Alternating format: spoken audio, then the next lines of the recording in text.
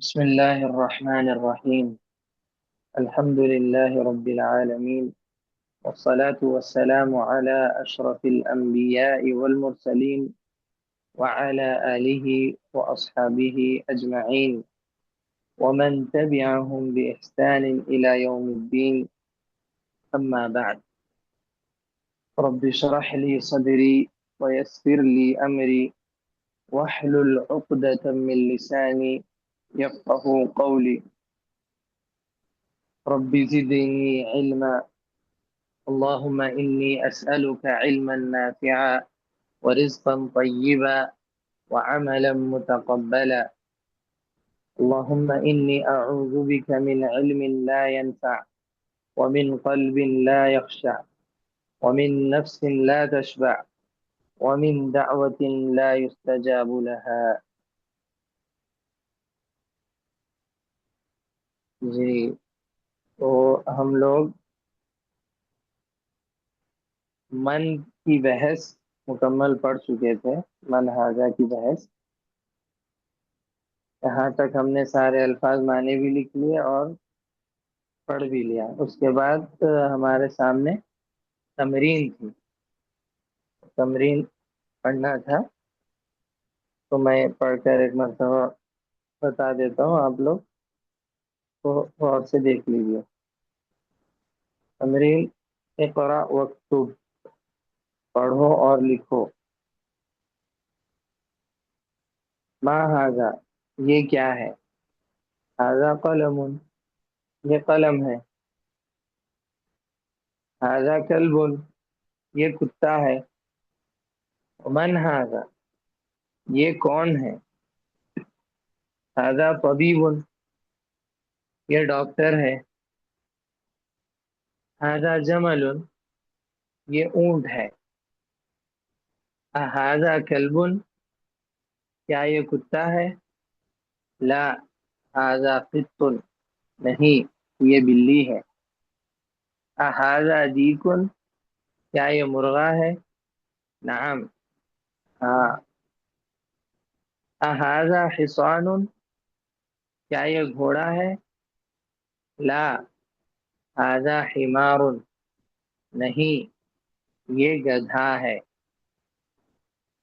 ھذا مندیل، یہ دستی ہے یا یہ رومال ہے. ھذا ولد، کیا یہ لڑکا ہے. نعم، ہاں. من ھذا، یہ کون ہے. ھذا رجل، یہ آدمی ہے. تو اس طرح آپ لوگ تمرین کو حل کیجیے، اور جو بھی اس میں الفاظ معنی ہیں، ساری تفصیلات ہیں، اس کو اس تمرین میں آپ لوگ دہرائیں گے تو وہ بھی آپ کا مراجعہ ایک طرح سے ہو جائے گا. تو چلیے پھر دوسرے سبق کی طرف ہم چلتے ہیں. آج ہمارے سامنے ہے دوسرا سبق، الدرس الثانی، دوسرا سبق. الدرس الثانی یعنی دوسرا سبق، موصوف صفت ہے یہ. الدرس سبق، الثانی دوسرا. لکھیں گے عربی میں الدرس الثانی، سبق دوسرا. لیکن اردو میں کیسے اس کا ترجمہ ہوگا، الٹا ہوگا، یعنی الٹا ترجمہ کریں گے. موصوف صفت عربی زبان میں جہاں بھی آئے گا، نعت اور منعوت جسے کہتے ہیں، تو اس کا ترجمہ الٹا ہوگا ہمیشہ. الدرس الثانی تو ترجمہ ہوگا دوسرا سبق. سبق دوسرا نہیں پڑھیں گے ابھی، بلکہ دوسرا سبق. جی، تو یہ سبق جو ہے، یہ بحث ہمارے سامنے جو ہے وہ ذالکہ کے متعلق ہے. ذالکہ، اب تک ہم نے پڑھا ھذا کے بارے میں. پہلا سبق جو تھا وہ ہمارے سامنے ھذا کے متعلق تھا. اسی کے ضمن میں ہم نے ما اور من وغیرہ کی ساری تفصیل بھی ہم نے پڑھی اور جانی. تو اب یہاں پہ ہمارے سامنے ہے ذالکا. ذالکا یہ بھی اس میں اشارہ ہے، جس طرح حاذا اس میں اشارہ ہے. تو حاذا وہ اس میں اشارہ للقریب تھا، یعنی قریب چیز کے لیے اشارہ کیا جائے اس کی طرف تو اس کے لیے حاذا استعمال ہوگا. لیکن اگر کوئی چیز دور ہو آپ سے دور ہو وہ چیز، تو اس کے لیے ذالکا کا استعمال عربی میں ہوتا ہے، یعنی اشارے کے طور پر. دور کی چیز کے لیے اشارہ کر رہے ہیں اس کی طرف، تو ذالکا کا یہ لفظ اس کے لیے استعمال ہوتا ہے. اس میں یہ جو ذالکا جو لفظ ہے اس کی بھی بہت ساری تفصیل ہے. مثلا یعنی ذا ہے، ایک لفظ ہے صرف ذا، یعنی زال الف زبر ذا، صرف اتنا. تو یہ ذا جو لفظ ہے یہ بھی اس میں اشارہ للقریب کے لیے استعمال ہوتا ہے، قریب کے لیے. ذا، یہ جو ذا ہے اسی میں ہا کا اضافہ کیا گیا تو ہاذا بن گیا وہ. ذا الف زبر ذا، اس میں اشارہ للقریب ہے، یہ اسی میں ہا کا اضافہ کیا گیا تو وہ ہاذا بنا، جو ہم نے پہلے پڑھ لیا ہاذا کی بحث میں. تو ذا جو اصل ورڈ ہے یہ اس میں اشارہ للقریب کے لیے ہے، قریب کے لیے بولا جاتا ہے یہ. اور اس کی تثنیہ بھی آتی ہے، یعنی تثنیہ مطلب دو چیزیں. عربی زبان میں ایک یہ بہت بڑی خوبی ہے کہ کوئی چیز سنگل ہو تو اس کے لیے ایک لفظ ہوتا ہے، اور وہ چیز ڈبل ہو تو اس کے لیے ایک لفظ استعمال ہوتا ہے. پھر ڈبل سے آگے ٹریبل اور اس سے بھی بڑھ کر یعنی جتنے بھی ہو، یعنی دو سے زیادہ جتنے بھی ہو اس کے لیے ایک الگ استعمال ہوتا ہے. یعنی تین کیٹیگریز ہے ہمارے پاس، ایک تو سنگل کے لیے مفرد، اور ایک ڈبل کے لیے تسنیہ اس کو کہیں گے، اور ٹریبل یا اس سے زیادہ یعنی دو سے زیادہ جو بھی ہوگا جس کو ہم جمع کہتے ہیں اس کے لیے ایک لفظ. یہ تین طرح کے الفاظ عربی زبان میں استعمال ہوتے ہیں. اور آپ دوسری زبانوں میں دیکھیں گے تو اس میں صرف مفرد اور جمع ہوگا، یعنی سنگل اور پھر پلورل، یعنی واحد اور جمع. ہر زبان میں ایسے ہی ہوتا ہے، اکثر ایسی زبانوں میں ہوتا ہے. لیکن عربی زبان کی یہ خاصیت ہے کہ اس میں سنگل ہے اور ڈبل ہے، پھر اس کے بعد جمع ہے، یعنی دو سے زیادہ جتنے بھی ہوں. تو یہ تین طرح کے ہیں. تو ذا جو ہے ذا، یہ اس میں اشارہ للقریب ہے، سنگل کے لیے، واحد کے لیے. اور اسی کی تسنیہ کی جائے ڈبل تو زانی ہو جاتا ہے. زانی مطلب زال الف نون، زان اگر وقت کریں گے تو زان. زال الف زبر زا، نون زیر نی، نون یازر نی نہیں، نون یازر نی لکھیں گے اور زال کی جگہ اگر زا لکھیں گے تو زانی ہو جائے گا وہ، تو اس کا معنی وہ غلط معنی ہو جائے گا اس کا. یہاں پہ صرف زال الف نون، زانی، یہ تسنیہ کے لیے استعمال ہوتا ہے. اس میں اشارہ للقریب، قریب کی کوئی چیز ہے اور وہ دو ہے یعنی تسنیہ ہے تو اس کے لیے زانی. اور اگر دو سے زیادہ ہو، جمع ہو، تو الائی الف واو لام الف پھر لاسٹ میں حمزہ، الائی، یہ جمع کے لیے استعمال ہوتا ہے. اس میں اشارہ للقریب ہے. یہ ذا ہو گیا قریب کے لیے واحد، زانی ہو گیا قریب کے لیے تسنیہ، الائی ہو گیا قریب کے لیے جمع. یہ ہو گیا.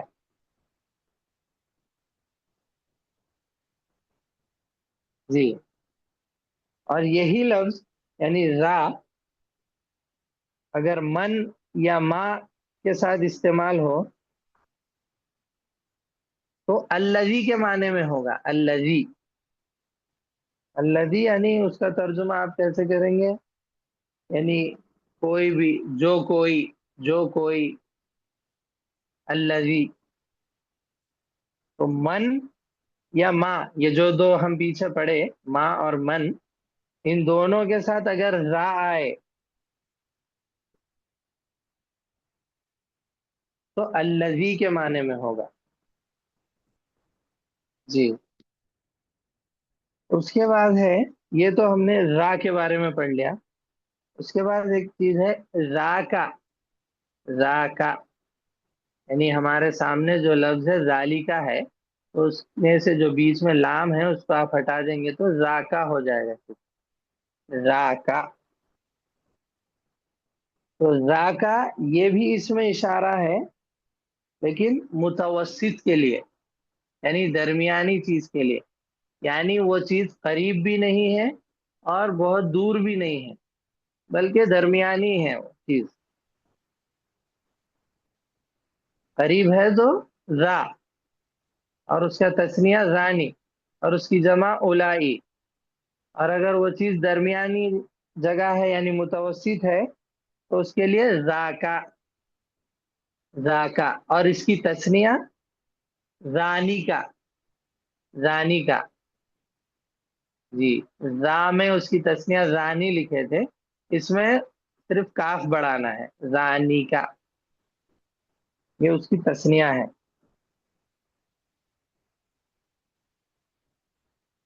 اور اس کی جمع اولائکا.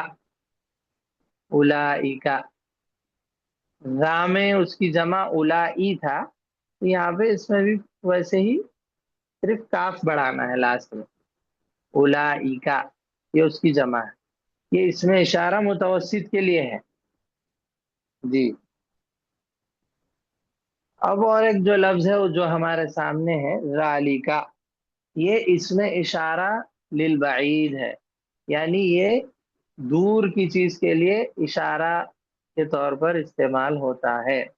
یعنی جو چیز دور ہو ہم سے اس کے لیے یہ لفظ استعمال ہوتا ہے. نہ تو وہ چیز ہم سے قریب ہے اور نہ ہی درمیانی یعنی متوسط ہے، بلکہ وہ دور ہے، ہم سے بہت دور ہے. تو اس کے لیے ہم کیا لفظ استعمال کریں گے؟ ذالکا. یہ اس میں اشارہ للبعید ہے. اور اس کی تثنیہ اور جمع بالکل سیم ذاکا کی طرح آتی ہے. ذاکا جو ہم نے درمیانی چیز متوسط کے لیے پڑھا،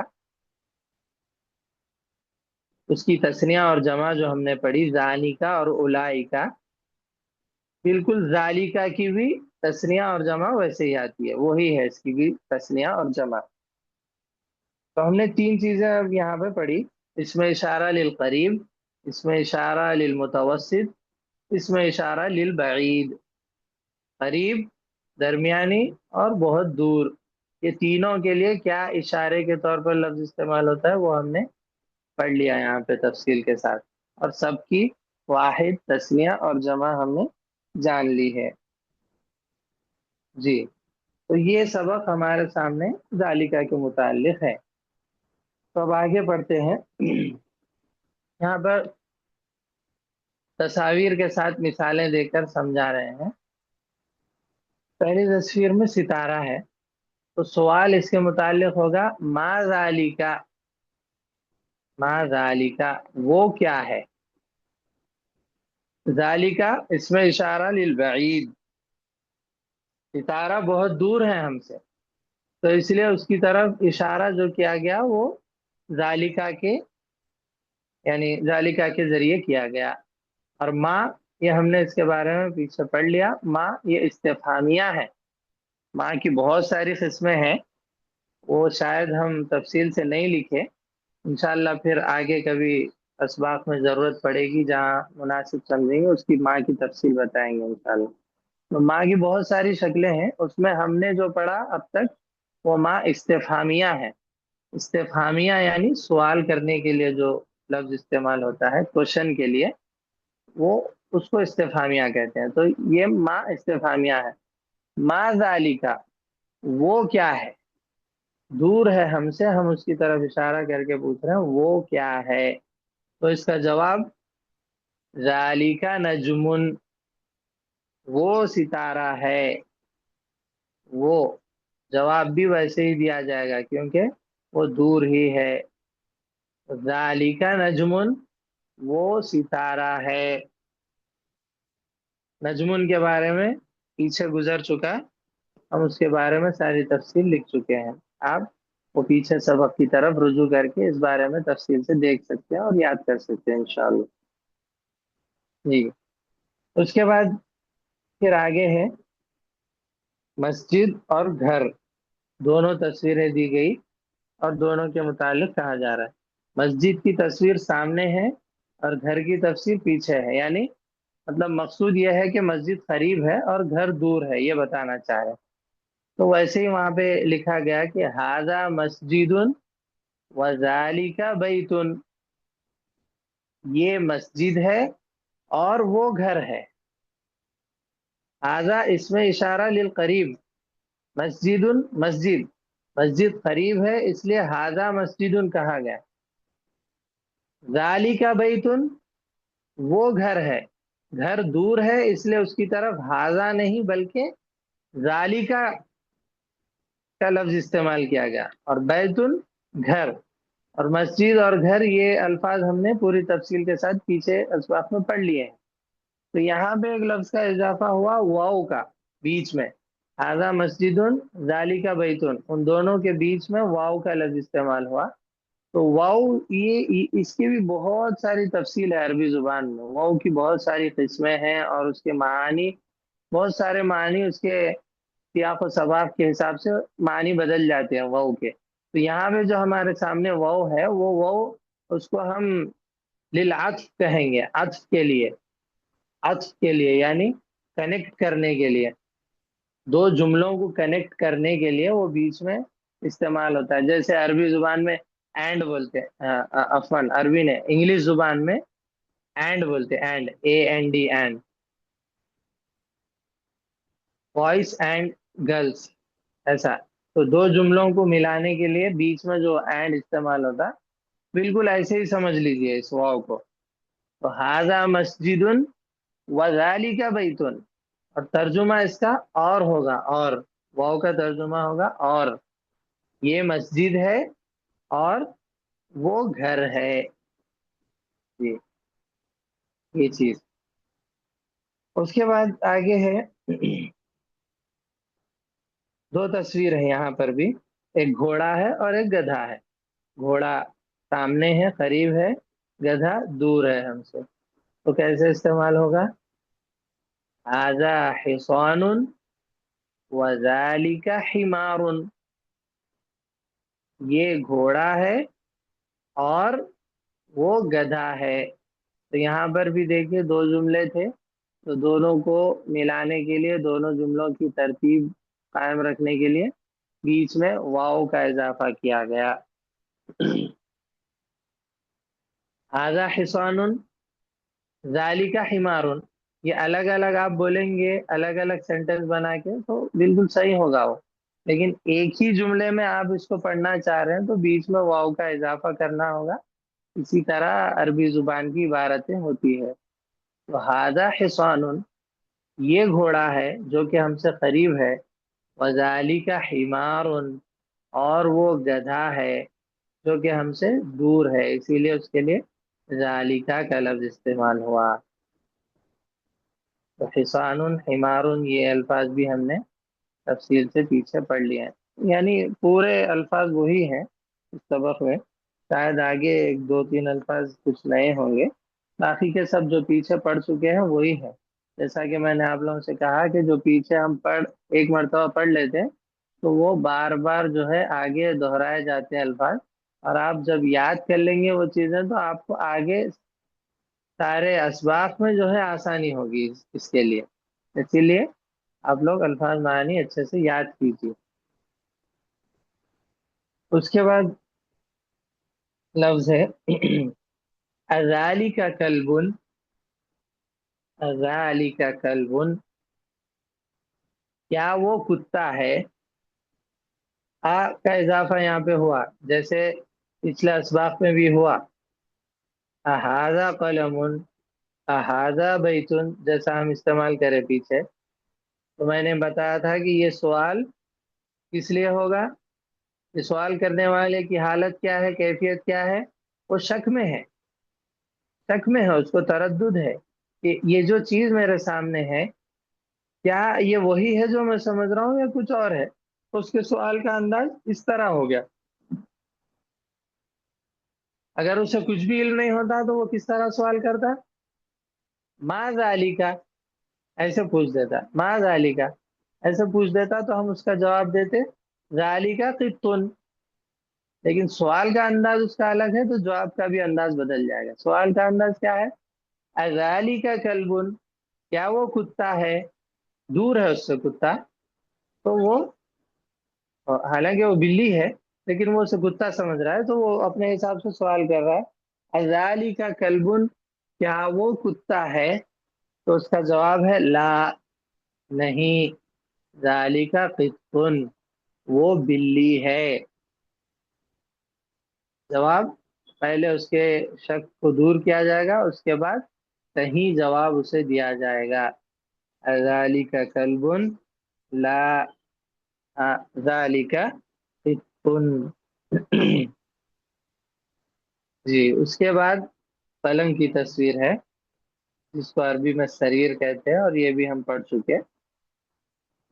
تو اس کے بارے میں بھی سوال ایسے ہی ہوگا، وہ دور ہے پلنگ اور اس بارے میں کوئی پوچھ رہا ہے اشارہ کر کے اس کی طرف. تو سوال کیا ہے؟ ما ذالکا، وہ کیا ہے؟ ما ذالکا، وہ کیا ہے؟ جواب ذالکا سریر، وہ پلنگ ہے یا وہ تخت ہے، تخت ہے. ذالکا سریر، وہ تخت ہے. جی، سمجھ گئے ہوں گے آپ لوگ انشاءاللہ، امید ہے. اگر کچھ نہیں سمجھے یا کچھ ڈاؤٹ ہے تو آپ لوگ سوال لکھ لیجئے یا اس کی طرف اشارہ کر لیجئے. کلاس جب ختم ہوگی تو سوال کر سکتے ہیں انشاءاللہ. جی، اس کے آگے ہے ہمارے ایک تصویر دی گئی. یہ صفحہ بڑھائیے. جی، یہاں پہ ہمارے سامنے ایک استاد ہے جو بچوں کو پڑھا رہا ہے، بورڈ پر لکھا رہا ہے، اور ایک طرف مسجد میں نماز چل رہی ہے، یعنی امام ہے نماز پڑھا رہے ہیں، پیچھے سب مصلی ہے. تو یہاں پہ ٹیچر ہم سے قریب ہے اور امام جو ہے مسجد کے وہ دور ہے ہم سے. تو سوال کس طرح ہوگا؟ من ھذا ومن ذالکا، یہاں پہ من کا استعمال ہوا. کیوں؟ کیونکہ ٹیچر اور امام، استاد اور امام دونوں عاقل ہیں، یعنی ذوی العقول میں سے ان کا شمار ہوتا ہے، غیر عاقل نہیں ہے. غیر عاقل ہوں گے تو من کی بجائے ما کا لفظ استعمال ہوگا، جس طرح ہم نے پیچھے نجمون کے بارے میں ہو یا حصان، حمار، قط، کلب، یہ سب کے بارے میں کیا پڑھا؟ ما ہی پڑھا، من کسی کے لیے استعمال نہیں ہوا کیونکہ وہ سب لوگ غیر عاقل ہے. جی، جاندار اور غیر جاندار، یہ تمیز، یہ فرق کرنا صحیح نہیں ہے. بتایا تھا میں آپ لوگوں کو اس سے پہلے. کیونکہ جاندار اگر کہیں گے جاندار اور غیر جاندار، تو جاندار میں جانور بھی سب آتے ہیں، انسانوں کے علاوہ، جنوں کے علاوہ جانور وغیرہ اور دوسری مخلوقات بھی آتی ہیں. تو ان کے لیے تو من استعمال نہیں ہوگا. اسی لیے عاقل اور غیر عاقل یہ تفریق بالکل صحیح ہے. عاقل مخلوقات جو ہے، انسان ہے یا جن ہے، فرشتے وغیرہ، تو ان کے لیے من کا استعمال ہوگا. اور ان کے علاوہ جو بھی ہے، جانور ہو یا درخت ہو یا پانی وغیرہ، جو بھی چیزیں ہیں دنیا میں جن میں عقل نہیں ہے، غیر عاقل ہے، ان کے لیے ماں کا استعمال ہوگا. تو یہاں پہ سوال ہمارے سامنے ہے من ھذا ومن ذالکا، یہ کون ہے اور وہ کون ہے؟ من کون، ھذا یہ اس میں اشارہ قریب، بیچ میں واو کا اضافہ ہے، وہ کے معنی اور، پھر من کون، پھر ذالکا اس میں اشارہ للبعید، اور وہ کون ہے، اس طرح اس کا ترجمہ ہوا۔ اور یہ سوال ہے دو لوگوں کے بارے میں، دو لوگوں کے متعلق سوال کر رہا ہے، جو ایک چیز قریب ہے اور ایک چیز دور ہے۔ تو جواب بھی اس کا ویسے ہی دیا جائے گا۔ جواب کیا ہوگا؟ هذا مدرس وذلك امام، هذا مدرس یہ استاد ہے، یہ ٹیچر ہے، وذلك امام اور وہ امام ہے، اور وہ امام ہے۔ تو یہاں پہ ہمارے سامنے امام کا لفظ نیا ہے، جی، تو امام کا لفظ ہمارے سامنے نیا آیا ہے، تو اس کے متعلق آپ لوگ لکھ لیجئے۔ امام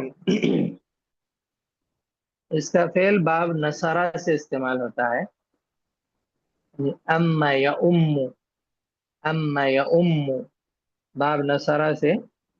مصدر اس کا کیا ہوگا؟ امن و امامن و امامتن، تین اس کے مصدر آئیں گے، تین، امن، امامن اور امامتن، امامتن۔ اردو میں بھی ہم یہ لفظ استعمال کرتے ہیں کہ امامت، وہ فلاں آدمی اس مسجد میں امامت کرتے ہیں، امامت مصدر ہے۔ تو امن، امامن، امامتن، یہ تین اس کے مصدر ہیں۔ تو یہ لفظ جب کہا جائے باب نصرہ سے، تو اس کا معنی کیا ہوگا؟ امام بننا۔ یہ لفظ القوم یعنی قوم یا جماعت کے ساتھ استعمال کیا جائے تو کیا ہوگا؟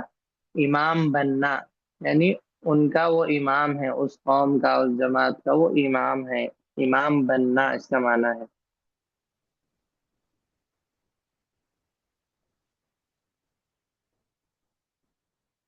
اور اسی کو آپ مزید فیل کے ساتھ اگر استعمال کریں گے، یعنی امم، امم یؤمم تأمیما، باب تفعیل سے امم کے ساتھ اس کو اگر استعمال کریں گے تو اس کا معنی ہوگا قصد کرنا، قصد کرنا، یعنی قصد یعنی اس کی طرف رخ کرنا یا اس کی طرف رجوع ہونا، قصد کرنا اس کا معنی ہے۔ اور اسی کو آپ باب تفعل سے اگر استعمال کریں گے، تأمم، تأمم،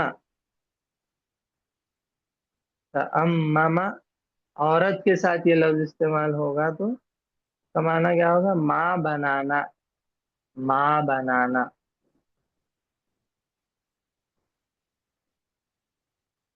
ماں بنانا۔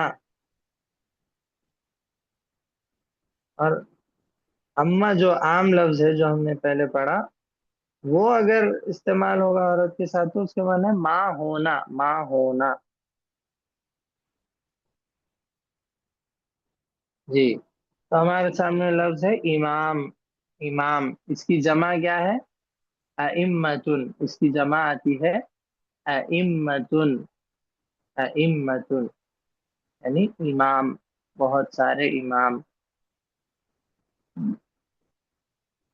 جی۔ اس کے بعد ہے سوال ما ذالکا، وہ کیا ہے، یعنی وہ ایک چیز جو ہے وہ دور ہے، تو ذالکا کے ذریعے اس کی طرف اشارہ کیا گیا، اور ما اس لیے کہا گیا کیونکہ وہ غیر عاقل ہے۔ تو سوال کیا ہے؟ ما ذالکا، وہ کیا ہے؟ جواب ذالک حجر، ذالک حجر، وہ پتھر ہے، وہ پتھر ہے،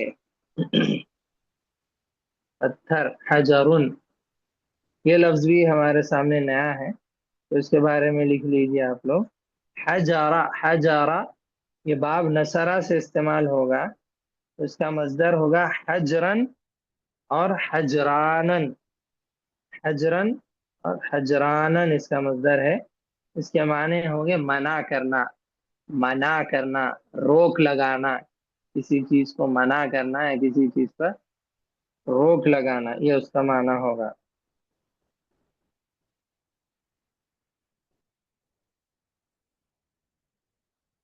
الحجر، الحجر کہیں گے تو حجرو، حجرو یعنی ہمارے سامنے کیا ہے، حجرن ہے، تو جیم کے اوپر جو زبر ہے اس کی جگہ صرف ہم جزم لگا دیں گے تو حجرون ہوگا، حجرن۔ حجرن کے معنی کیا ہے، منع، روک، جس کا فعل ہم پڑھے ابھی باب نصرہ سے، اسی کا یہ مصدر اس کو سمجھ لیجیے، حجرن، اس کے معنی کیا ہوگے، منع کرنا، روک لگانا۔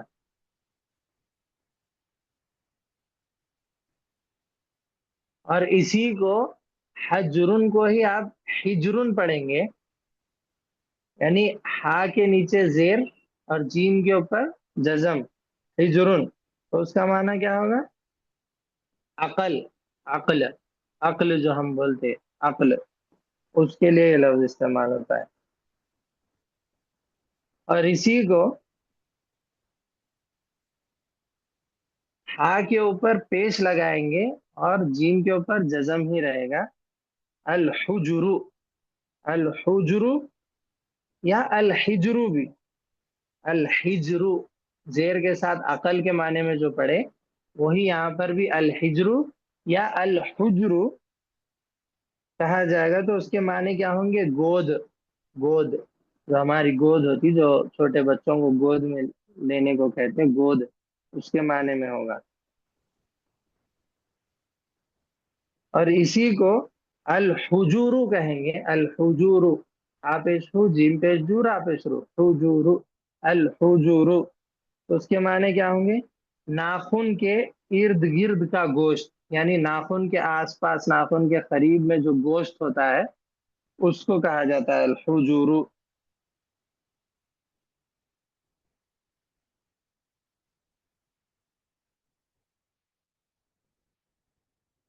اور اسی کو الحجیر پڑھیں گے، ہا زبر ہا جیم زیر جی را پیش رو، الحجیر یا الحجیرت، الحجیرت، الحجیر یا الحجیرت، اس کے معنی کیا ہوں گے، بہت پتھروں والی جگہ، بہت پتھر جہاں پر ہوتے ہیں، جس جگہ پر پتھریلی زمین، پتھریلی جگہ جس کو کہتے ہیں اردو میں، تو اس کے لیے لفظ استعمال ہو سکتا ہے الحجیر یا الحجیرت۔ جی، تو ہمارے سامنے جو لفظ ہے وہ ہے حجرن، یعنی پتھر کے معنی میں، حجرن پتھر کو کہتے ہیں، اس کی جمع کیا ہے، احجارن، احجارن ایک جمع ہے، اور ایک جمع ہے حجارن، حجارن، ایک اور جمع ہے حجارتن، حجارتن، ایک اور جمع ہے احجرن، احجرن، احجار، حجار، حجارتن، احجر، یہ حجرن کی جمع ہے، اس کے معنی کیا ہے، پتھر، تو ذالک حجرن، وہ پتھر ہے۔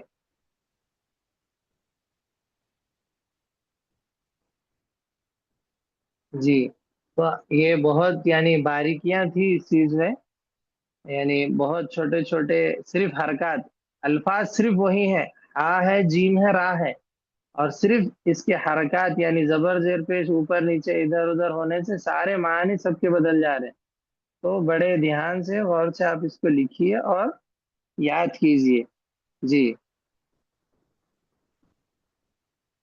حجرن جو ہمارے سامنے ہے وہ پتھر کے معنی میں ہے، اگر آپ اس کو حجرن پڑھیں گے تو گود کے معنی میں ہے، اگر آپ اس کو حجرن پڑھیں گے تو منع اور روک کے معنی میں ہے، اور آپ اس کو حجرن پڑھیں گے تو عقل کے معنی میں ہے، اور آپ اس کو حجورن پڑھیں گے تو ناخن کے ارد گرد کے گوشت کو کہتے ہیں، اور اگر آپ اس کو الحجر یا الحجیرتو کہتے ہیں تو وہ بہت پتھروں والی جگہ کو کہتے ہیں، اس کے لیے یہ لفظ استعمال ہوتا ہے۔ جی، تو میں سمجھتا ہوں انشاءاللہ آج کے لیے اتنا کافی ہے، آگے اور تھوڑا سا ہے وہ پڑھ لیتے تو ختم ہو جاتا، لیکن انشاءاللہ زیادہ مطلب زیادہ لکھائیں گے، زیادہ زیادہ ہوگا تو آپ لوگوں کو یاد کرنے میں تھوڑی سی تکلیف ہوگی، اس لیے انشاءاللہ آپ لوگ یاد کیجئے، اتنا جو لکھا گیا اس کو اچھے سے یاد کیجئے، اور پھر اس کی آپ پریکٹس کیجئے، اور جو پیچھے تمارین گزر چکی ہیں اس کو آپ بار بار یعنی پریکٹس کریں گے تو سارے اسباق کی یاد دہانی ہوتی جائے گی انشاءاللہ۔ ٹھیک ہے، آج کی کلاس یہیں پر ختم کرتے ہیں، وصلی اللہ وسلم علی نبینا محمد وعلی آلہ وصحبہ اجمعین۔